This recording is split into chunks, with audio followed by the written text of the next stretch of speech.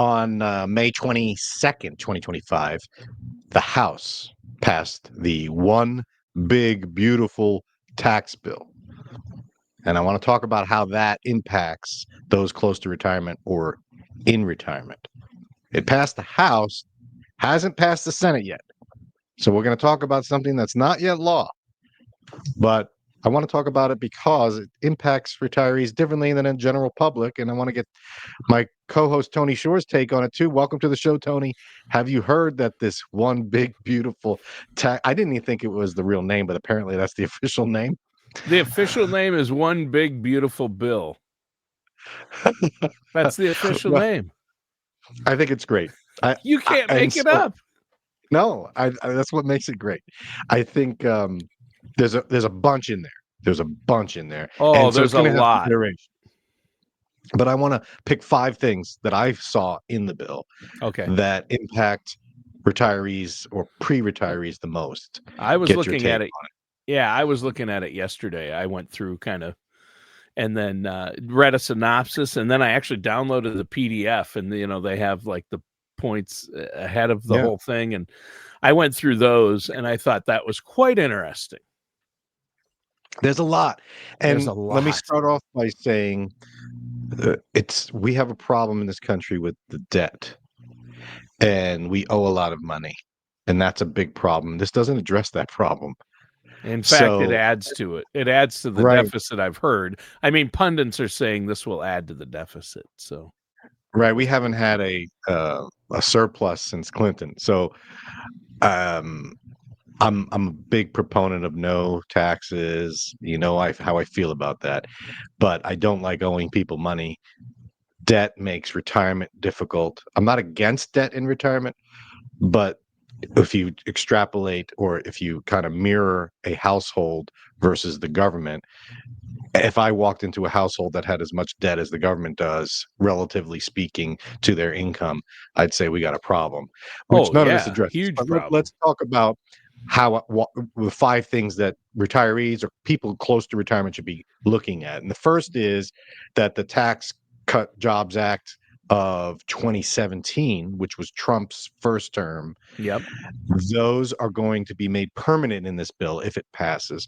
I don't think that's going to be switched around. I think that's the ultimate goal of this bill, is to make those tax cuts permanent. And people have forgotten already. I mean, it's been 7-8 years since those happened, so they've gotten used to these tax tables.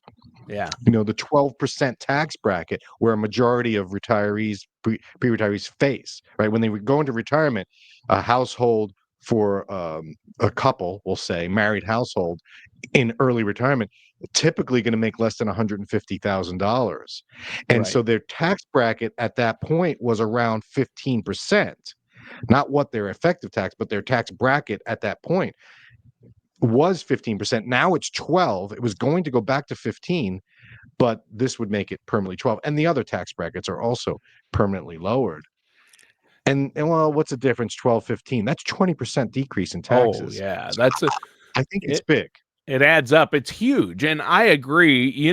I think on both sides of the aisle, I've talked to ultra conservatives and liberals, and what's funny is even those on the Democratic side have gotten used to all the benefits that came with the Tax Cuts and Jobs Act and have kind of been enjoying it, right? I mean, I think it's a good thing that it's been extended or permanently. I think it's a good thing that they make it permanent. It may be, and I think that's why I brought this up first, because if it is permanently, and I think it will be, I like it because I like lower taxes. And I think it helps everybody. Although taxes is how the government makes money, so the deficit is it's a two-sided sword, or whatever they call it. Double-edged, double-edged sword. Yeah. So we have to, again, though, that was my caveat at the beginning. We have to address this debt that we have. This does not help, but I like it helping people. It doesn't. I like lower taxes. Yeah. And so Mike, one question, sorry to interrupt you. I want to ask, though, before we move on, the Tax Cuts and Jobs Act, and this is just selfish, this isn't necessarily retirement, but it had that high standard deduction. So you no longer had to itemize. And I read something in there about like deductions or the repealing some kind of deduction. Would the standard deduction stay the same if this Yeah, passes? it was actually raised. So they raised that with inflation, and so that's even better.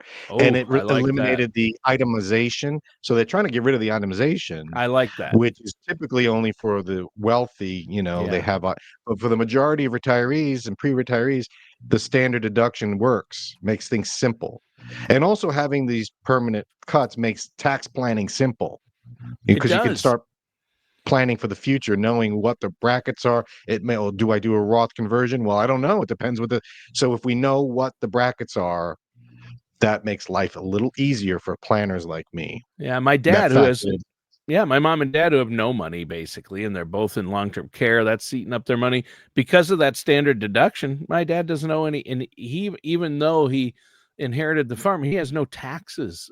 He didn't owe anything this year. Right. He Right. went from owing So $10,000 a couple of years ago to owing nothing this year, a few years back, because the standard deduction really helped him out. it does, and I think it's great for my clientele. This Yeah. permanent reduction of taxes and the Yeah. standard deduction really works. Now, there are a group of people that do have itemization and they need more deduction, and the SALT was a big thing, state and local taxes. The cap was 10,000. In this last iteration that passed the House, it bumped up to 40,000. So Ooh, this is a big thing for the highly taxed states like Minnesota, where people are paying extra state taxes. They get to write those off on their federal taxes. So if I pay 20,000 in state taxes to the state of New York for income tax and local taxes, I can write that off on my federal tax bill, so I'm not paying double in a way. People that against it say, well, that's a state issue. Deal with your own state. You choose to live in a high tax state, pay the price. You shouldn't pay less in federal taxes because of that. So this SALT cap was 10,000, which isn't that much. They no, wanted if the Tax Cuts and Job Act was to be expired, the cap would go away. So you'd be able to write off all your state and local taxes. So by re-upping it, they're like, well, 10,000 is too low. They made it to 40. So this will nice. help people. Yeah. This will help retirees in Yeah. high tax states that have high taxes and still have a decent chunk of income. So this tends to favor the wealthier as it relates to median income across the country. But there are local and state taxes that are quite high. So not in Oh, Florida, yeah. but Oh, this guy knows it. I live in Minnesota. yeah, yeah. So we know. So, does this help or hurt? I don't think it does really much for many, but those that it does impact will help tremendously. Sure. Here's a big one that people don't even think about, and people say, "Well, retirees can't have health savings accounts because once you have on Medicare, you can't contribute to a health savings account." But they've expanded in this most recent big beautiful bill the HSA contribution limit. They basically doubled it. So where it used to be, say $8,300 for a family, that's almost 17 now. 17,000 a year you can add to an HSA. What that means is, or say a single person can contribute 8,000 into an HSA, you're basically taking that top line money off. So if you make $100,000 of income and you throw 8,000 in an HSA, according to the government, if you only made 98,000, you don't pay tax on any of that. You get to write it off the top. Plus, when it grows and grows bigly, you don't pay taxes on the gains. And when you take it out, you don't pay taxes on the withdrawals. So HSA, we did a show on it. It's my favorite, number one type of account for retirees. The fact that they're going to double the contribution limits, I love it. I love Yeah. this. And you said, just to clarify, at the beginning, you said this doesn't help retirees. Well, it does, because retirees can have health. You said they couldn't have health savings accounts. It's actually, just to clarify, you can't contribute to it, but yes, Correct. you can have it. That's the beauty of an Correct. HSA. Right. Load it up while you're still working. And then Right. even after you're on Medicare, you can still have that HSA and just draw the money out. You just can't contribute anymore, right? Correct. Right. Okay. So Okay. you can, and there's still a lot of retirees that are under 65. So they're on Sure. health insurance, not yet 65. They can put into an HSA account. Yeah. That's a great time to do it Yeah. because you could build up this nest egg of tax-free income later when you're retired and on Medicare. You could still use the HSA. You just can't contribute anymore. It's kind of like in this big, beautiful bill, they talk about no tax on tips. How does that impact retirees? Not really, because they're not working. They're retired. So they don't care about the tips that they get. But I'm not even going to go down that path because that's a different story. Everything affects everybody, but this directly impacts retirement because I think the HSA is the number one retirement account, underutilized. Yes, I would agree, because people think, well, it's not tax-free and not a great account, like you say, because it can only be used on healthcare expenses, and I'll be retired and I'll have Medicare. But guess what? The studies show up to $300,000 in retirement spent on health care plus long-term care. You could use it for all that. You can use it to buy aspirin, your Motrin, your medication. And in this big, beautiful bill, they've allowed now, they're saying you can use it to pay for gym memberships and fitness programs. That's where awesome. you couldn't before. Yeah. So that's interesting. You can use it to cover your Pilates class, Dan. That's awesome. Correct. The hot yoga, chair yoga. So you could use it, but I have some clients that have a Medicare Advantage plan that they use to reimburse them for their golf fees, literally. So interesting. I think this is different. I would love to see them eliminate the requirements of having a high deductible health plan for an HSA. I think an HSA should be open to everyone, regardless of what type of insurance you have. It should. Insurance or not.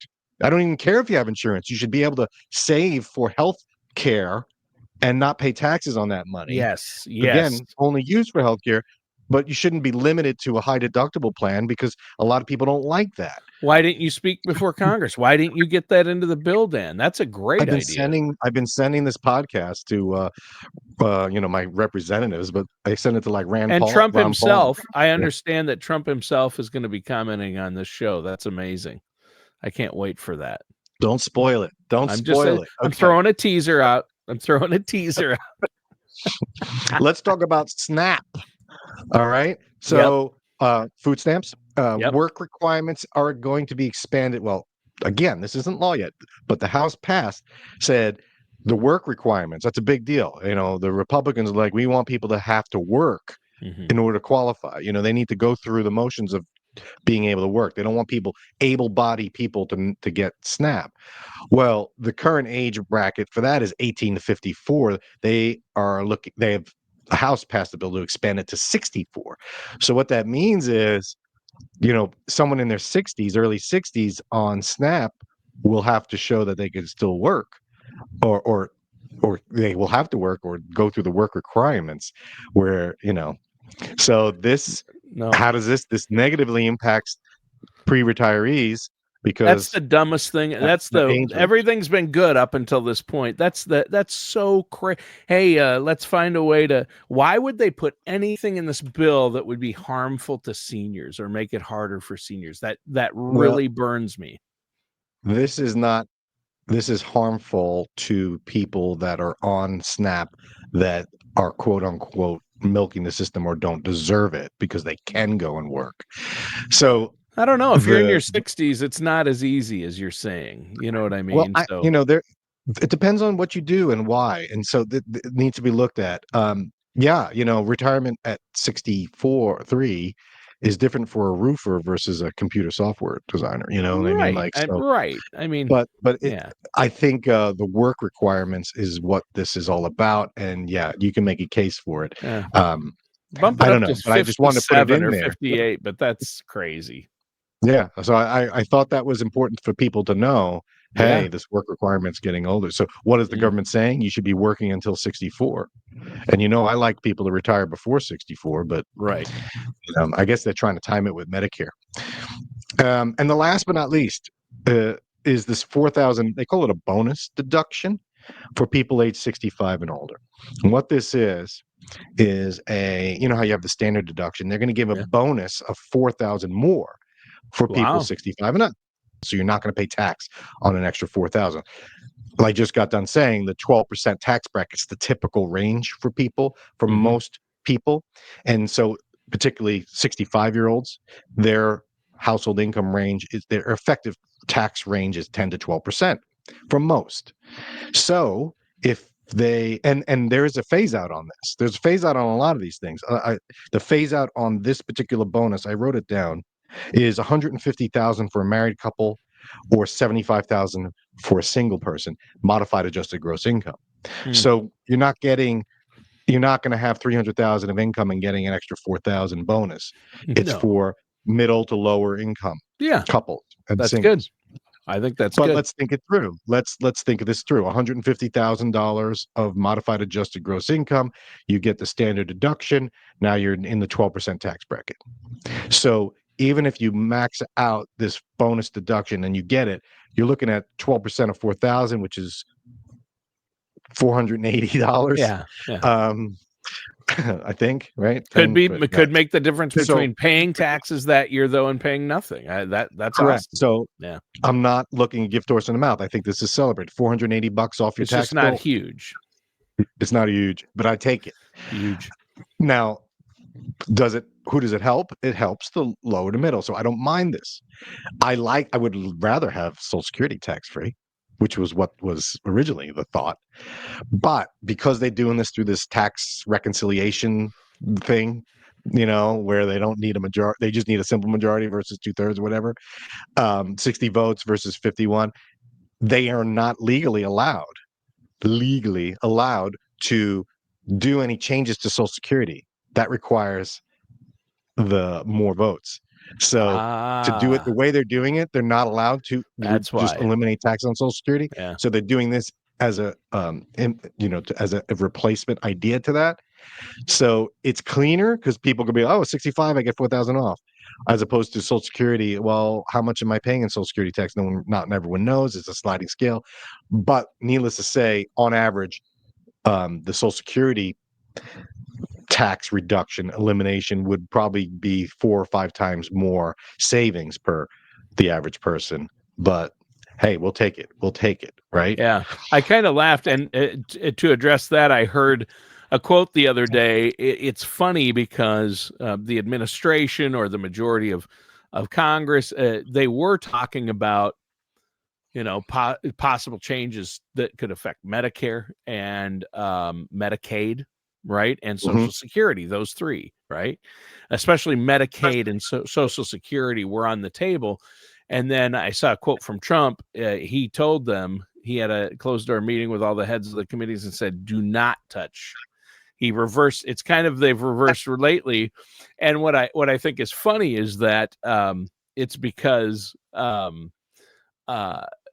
touch Medicare, because the changes they said would actually decrease, right, or be negative to people who are on Medicare. And the reason they're saying now don't touch it is because you could change it either way. There's good and bad changes that could happen.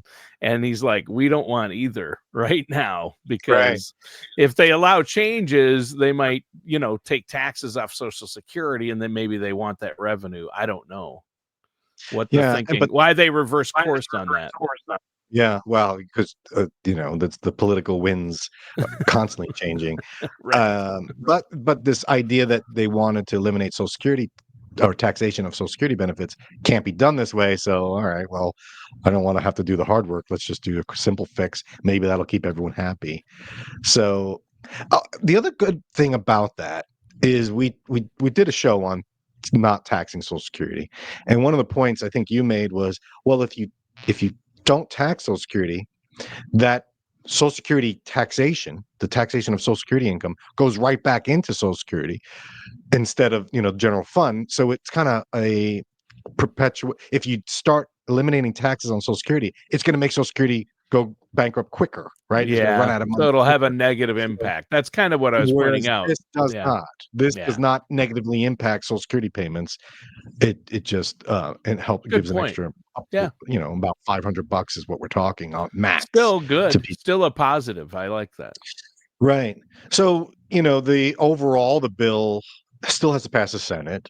It's favorable to those in retirement. Mostly, it's just a continuation of the tax reductions we've already have. People forget that.